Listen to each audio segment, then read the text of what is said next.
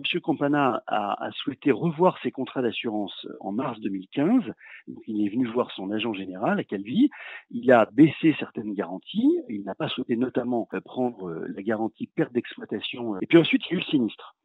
Dans le sinistre, il y a eu plusieurs expertises, dont 2 expertises indépendantes et une expertise judiciaire, ce qui n'est pas rien, et à sa demande. Et les 2 expertises disent exactement la même chose. C'est-à-dire que ce n'est pas un problème d'électricité, de surtension ou de sous-tension.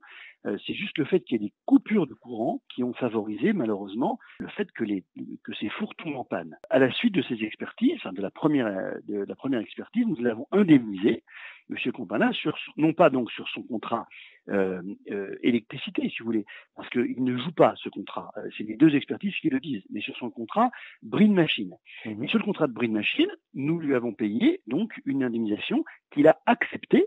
Aujourd'hui, il explique que c'est une provision, mais c'était bien une indemnisation qu'il a acceptée de 10 400 euros. Donc aujourd'hui, dire le contraire, c'est simplement vouloir se faire indemniser sur la base d'un contrat qui n'existe pas. Il le sait pertinemment. Il sait aussi pertinemment que dans quelques jours, au début du mois de juin, il y a une décision de justice qui va être rendue, puisque c'est lui qui l'a souhaité.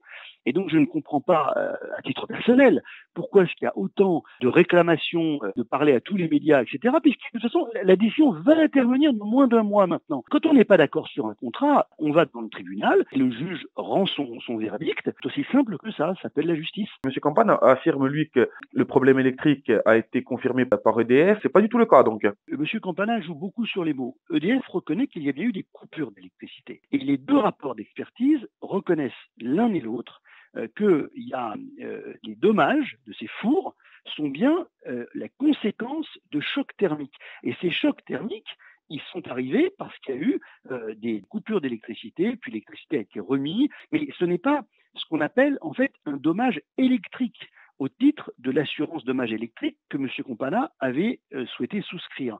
Donc ce qui se passe, c'est que EDF a bien dit qu'il y avait eu des coupures, et on sait que ce sont ces coupures qui ont occasionné des chocs thermiques. C'est pour cette raison que nous l'avons indemnisé dans une garantie qu'il a prise qui s'appelle la garantie Brin Machine.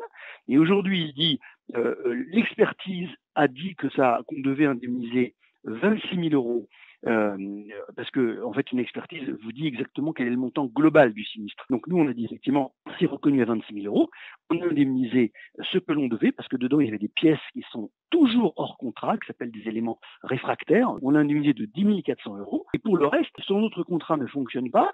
Et puis EDF ne souhaite visiblement pas l'indemniser puisque ce sont des coupures d'électricité et non pas des surtensions ou des sous-tensions qui peuvent occasionner ce type de sinistre.